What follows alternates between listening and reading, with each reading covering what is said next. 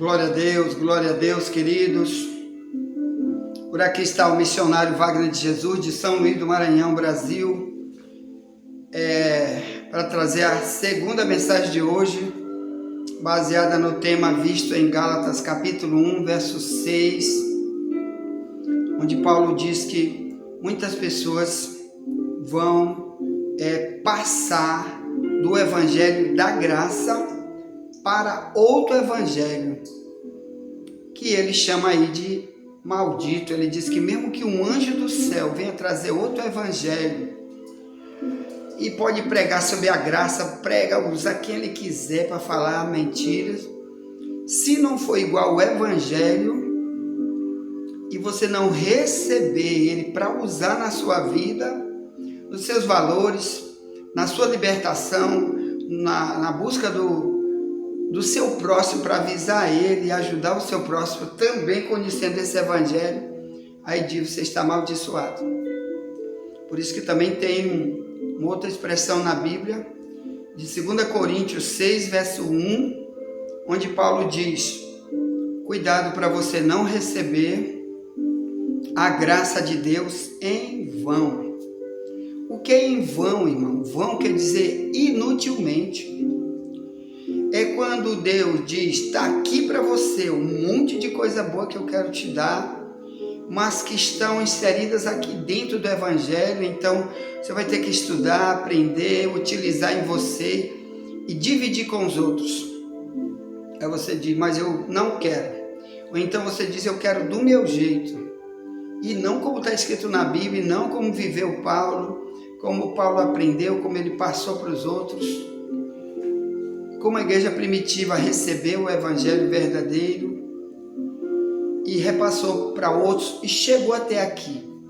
Então, receber em vão é isso: alguém está pregando, ensinando a verdade, e você prefere um falso profeta, prefere o mundo ensinando tantas mentiras, e você não é um cristão como a igreja primitiva foi. Não é um imitador de Cristo. Você prefere ser um mundano, ímpio, aí prefere essas igrejas onde é proibido proibir, onde apenas canta a hora e diz: somos salvos pela graça. Mas aí diz: você recebeu em vão, foi inútil tudo que Deus tentou te dar. Um dia ele vai dizer: eu tentei te dar, você jogou fora. É que nem uma história que conta por aí, né? Que um dia um homem estava se afogando e alguém do helicóptero enviou uma corda para ele. E ele disse: não, estou esperando Deus me salvar. Aí rejeitou aquela corda. Veio um barquinho e disse: bora, sobe aqui depressa, que eu vou te salvar. Aí ele disse: não, estou esperando Deus me salvar.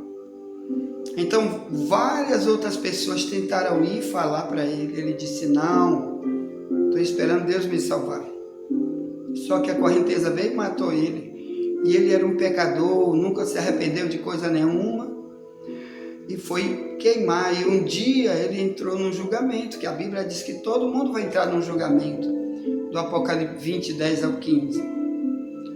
Todos os perdidos que nunca receberam o verdadeiro evangelho, não usaram o evangelho no seu estilo de vida, eles vão estar lá diante do julgamento final, do Apocalipse 20, 10 ao 15, para ser lançado no lago de fogo. Aí Deus vai dizer: mas eu tentei te salvar, eu enviei pessoas para lá, para você. Você queria do seu jeito e não do meu, como eu enviei. Você queria do seu, mas também não queria abandonar suas práticas velhas, e você perdeu tudo. Que no próprio evangelho já diz o que faz eu, Deus, me unir ao ser humano, e o que faz eu me separar do ser humano, como Jesus diz lá também em João 15, 1 em diante. Como faz Deus se separar de um ser humano quando ele não dá fruto, não quer deixar Deus limpar ele quer ser sujo, quer viver o mundanismo e quer dizer: Sou salvo pela graça. É mentira, você está em outro evangelho, um pregador de mentira te ensinou isso, mas ninguém é salvo pela graça continuando sujo, sem querer se limpar.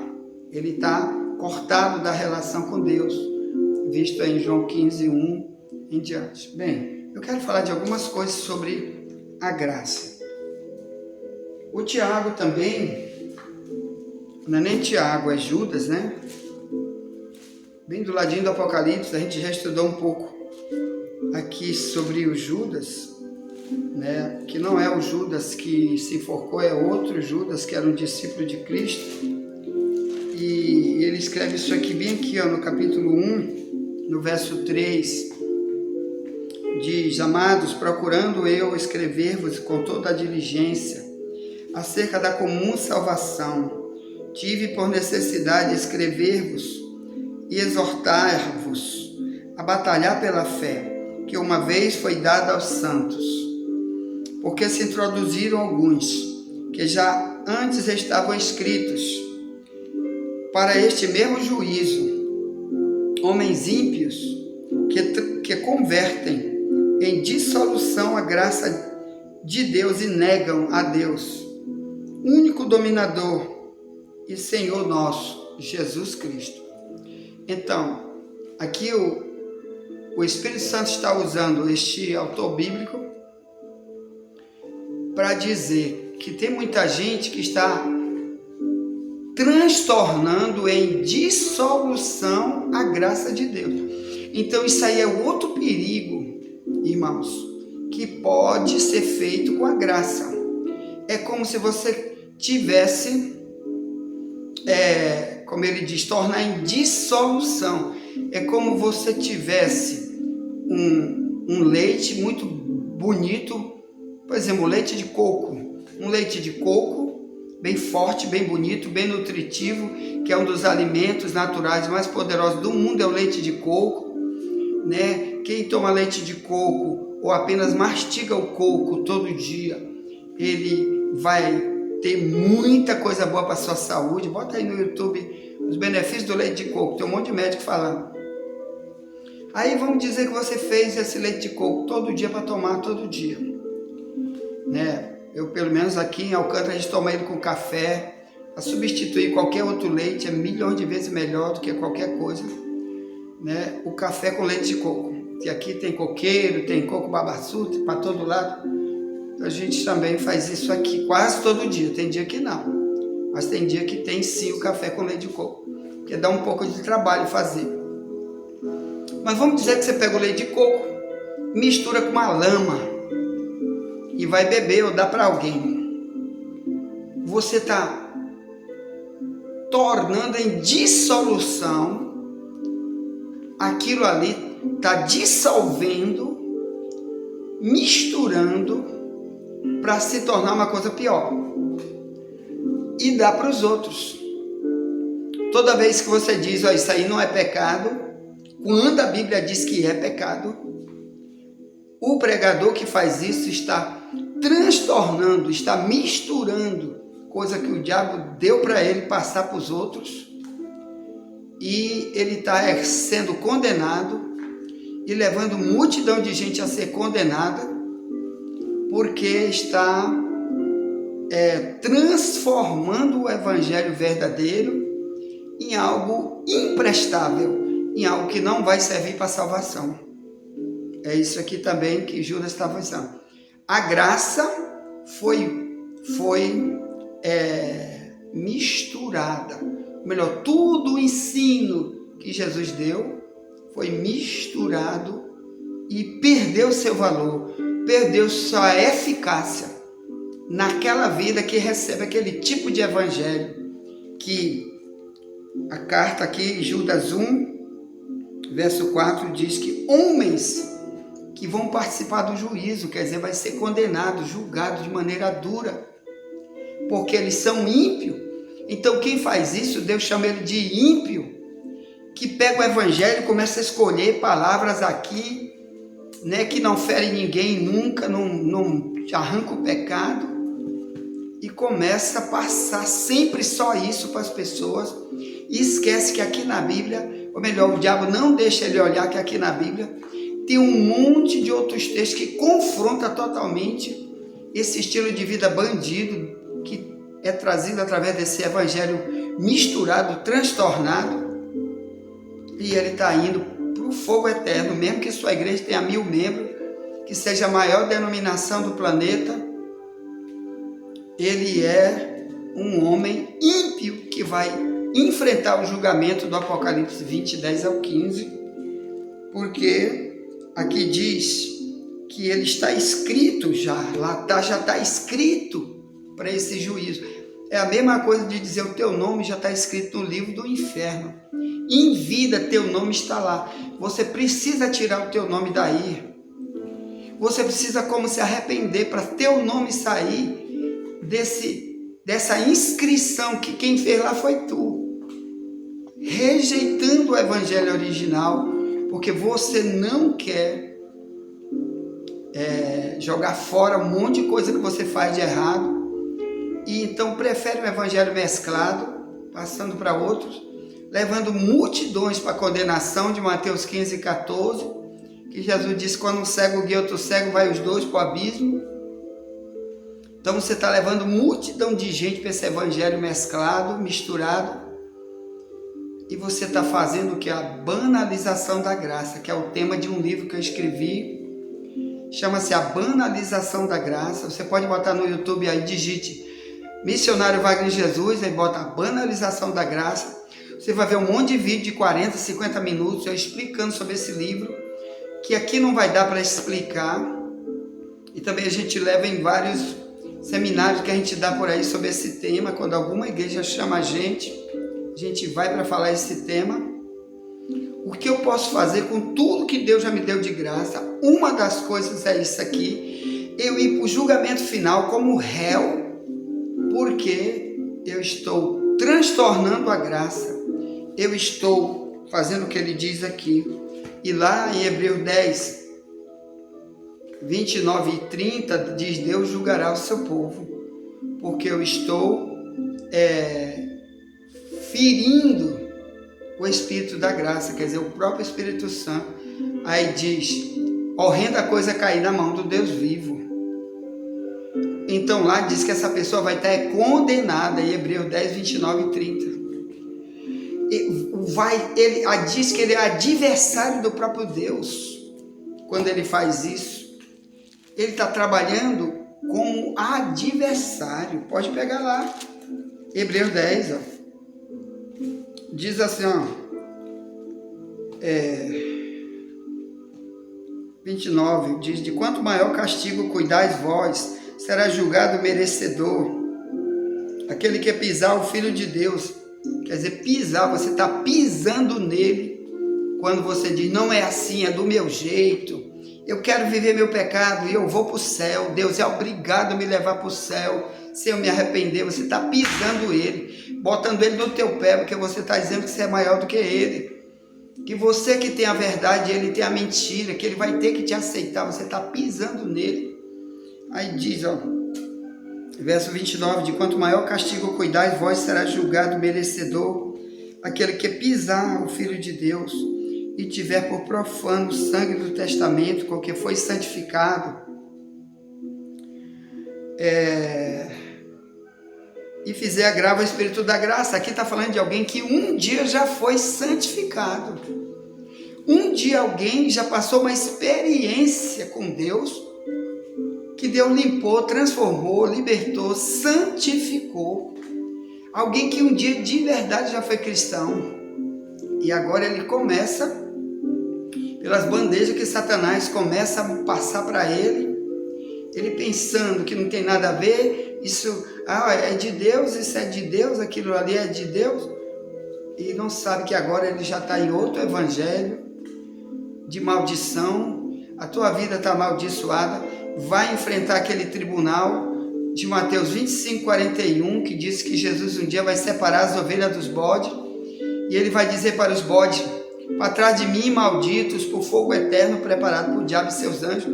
Então dê tempo, e quando tem vida, esperança, irmão, porque aqui diz, Hebreus 10, 29 em diante, que vai ter castigo e nunca bênção para ninguém, para quem vive outro evangelho, fora daquilo que Jesus já ensinou de graça, veio sofrer demais para dar um ensino que multidões de igreja não pregam jamais, muitos pregam contra totalmente o que Jesus fala, e na cara de pau diz, eu estou com o Espírito Santo, diz o Espírito Santo que me usa. Tenha cuidado, você está blasfemando, causando outro crime, de Marcos 3, 28 e 29, Jesus diz, quem causa blasfêmia contra o Espírito Santo, nem neste século, e nunca ele pode ser perdoado, ele é réu de eterno juízo. Então, blasfemar é isso, é você já ter um dia o relacionamento com ele. O mundo nunca teve, então o mundo não está blasfemando coisa nenhuma, os perversos desse mundo que nunca foram cristãos, mas o cristão verdadeiro é o único que pode cometer a blasfêmia, porque ele um dia já provou, já esteve agarrado, já conheceu a verdade, já foi santificado pela verdade e depois começa a dizer, não rapaz, Deus é bom, não te preocupa não, porque o Satanás conseguiu cegar ele de novo, conseguiu dar para ele um monte de propostas, e ele pensa que não tem nada a ver com o diabo, eu faço porque eu sou de Deus, meu coração é de Deus, e muitos foram enganados como Israel foi enganado muitas vezes, perderam salvação muitas vezes, o Judas foi enganado também, nunca o Judas pensou que era o diabo que estava usando ele, nunca, mas a Bíblia diz, entrou Satanás em Judas, Lucas 22, verso 3. Então, vamos ter cuidado que se o diabo entrou em Judas, que era de íntimo relacionamento com Cristo, né? Ali andando com ele todo o tempo, imagine eu e tu. Então, vamos ter cuidado. Eu quero falar sobre a graça. Então, é possível sim eu receber em vão a graça, como Paulo disse, né? Como ele avisou para a igreja de Corinto, 2 Coríntios 6, verso 1. Não receba a graça de Deus em vão, né? É que nem alguém, você já se casou já, e agora? Estou separado, divorciado. Por quê? Porque eu traí, só vivia traindo, e minha mulher disse, rapaz, não quero mais, vai-te embora para lá. Como Deus deu várias vezes o divórcio para Israel, em Jeremias 3, 6 a 8, diz, tu não temeste, tu te prostituíste, e eu disse, volta, tu não quiseste voltar para mim, então eu te dei tua carta de divórcio. Quer dizer, ele se separou de Israel. Era uma simbologia de um marido, né, que se separa da sua mulher porque vive na prostituição, não se arrepende nunca. Assim estão muita gente se prostituindo com ensino falso e estão perdendo muito mais do que estão pensando, que é a salvação, todas as riquezas, todas as heranças que Deus tem estão perdendo, porque não entenderam o que significa Efésios 2, 8, 9.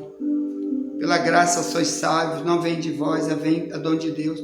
Quando ele fala isso, ele está avisando, não é da tua forma, é da forma como Deus disse na Bíblia. É assim que alguém pode ser salvo pela graça.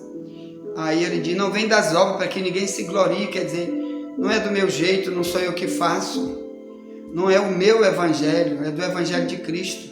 Ao verso 10 diz, é das obras que ele criou, para que nós andássemos nelas. Então, a salvação tem as obras que Deus criou, para essas obras a gente, fazendo do jeito como Deus faz, a gente prove que somos salvos pela graça. Porque estamos praticando obras que todo o ensino que o Evangelho traz nos coloca para praticar esse tipo de obra, que são práticas, frutos, que o cristão verdadeiro tem que praticar, que estão relacionados aqui no Evangelho, que temos estudado muito aqui sobre essas obras, que é diferente da obra do carnal, do crente endemoniado, ou do pastor fora da graça, desgraçado, do Apocalipse 3,18, totalmente diferentes. São obras de alguém que está imitando o Cristo, que está sendo direcionado pelo Espírito Santo para ele amar, para ele perdoar, para ele nunca se vingar, para ele ter um testemunho diante dos outros como uma pessoa misericordiosa, com uma pessoa que ajuda, com uma pessoa que se preocupa com o outro, que prega, que ensina, para poder tirar as pessoas da graça de Deus em vão. Ou melhor, o evangelho foi pregado e tem multidão dizendo não quero, não quero, não vou, ou então só do meu jeito. Aí você, como recebeu a verdadeira instrução do verdadeiro evangelho, você vai lá, olha, mas não é assim, bora aqui, vamos por aqui, Deus também quer te salvar, Ele deu de graça para todos, não jogue fora o que Deus te deu. Aí muitos vão dizer não quero, vão morrer dizendo não quero, infelizmente vai enfrentar o julgamento, tá? Homens que querem viver um cristianismo, né? Aí de Judas 1, verso 4 e 5, quer dizer, estão condenados ao julgamento, né? Também de Hebreus 10, 29 e 30. Deus vai julgar o seu povo. Quando ele diz Deus vai julgar o seu povo, quer dizer todos aqueles que dizem só de Deus e pegam um evangelho onde não proíbe certos tipos de pecado que são gravíssimos na relação com Deus, você recebeu em vão e você é povo de Deus que vai ser julgado como réu lá do Apocalipse. Não é isso, Mateus 25, 30. Jesus disse: lance o servo inútil nas trevas exteriores, lá haverá pranto e ranger de dentes. Vamos avisar, meus irmãos, vamos pregar, vamos falar a verdade, envie essas mensagens para alguém, chame outros para cá e vamos avisar que a graça é só para quem quer, não do jeito dela, mas do jeito de Deus, tá? Envie essa mensagem para alguém, já voltaremos.